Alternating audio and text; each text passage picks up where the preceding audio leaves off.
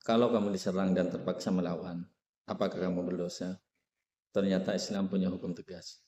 Membela diri, harta, dan keluarga bukan dosa, tapi bisa jadi syahid. Ini penjelasan fikihnya. Bismillahirrahmanirrahim. Faslun.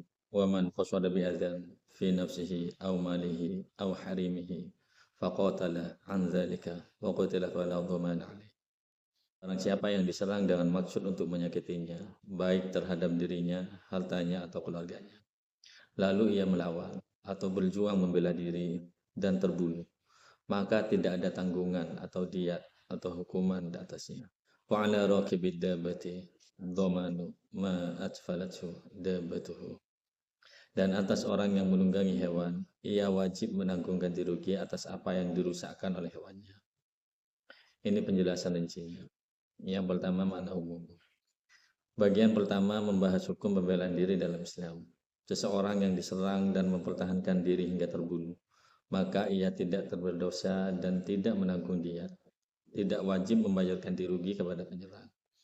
Bagian kedua membahas tanggung jawab atas hewan tunggangan, yaitu kewajiban pemilik atau penunggang untuk mengganti kerusakan yang ditimbulkan hewan miliknya.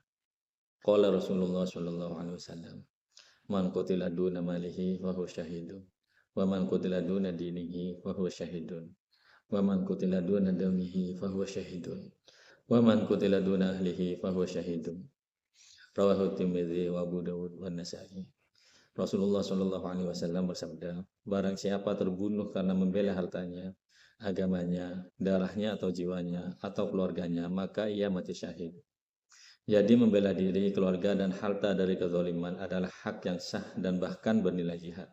Yang kedua, makna fala dhamana, yaitu tidak ada tanggungan atasnya.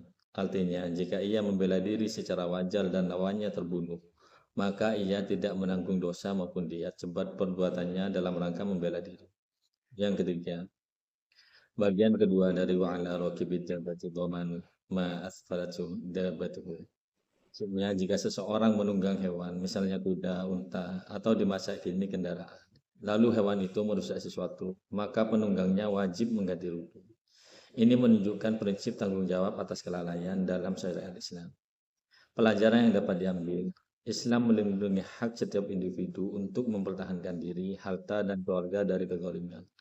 Namun pembelaan diri harus proporsional, tidak boleh berlebihan dari ancaman yang dihadapi. Setiap orang juga wajib bertanggung jawab atas akibat dari tindakannya atau miliknya, termasuk hewan atau kendaraan yang ia kendalikan. Contoh kasusnya, yang pertama kasus pembelaan diri. Seorang pria diserang oleh perampok di jalan yang berniat merampas dompet dan ponselnya. Ia melawan dengan tongkat kecil untuk membela diri. Dalam perkelahian itu, perampok tersebut terkena fatal dan meninggal dunia. Pembela diri tidak dikenakan hukuman qisas atau diat karena ia tidak bermaksud membunuh, hanya mempertahankan diri dari penyerangan. Berdasarkan kitab ini, faqatala an dzalika wa qutila fala dhamana alaih.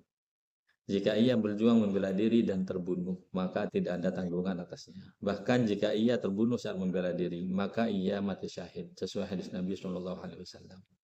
Man qutila duna malihi fahuwa syahidun, wa man qutila duna dinihi fahuwa syahidun, wa man qutila duna damihi fahuwa syahidun, wa man qutila duna ahlihi fahuwa syahidun.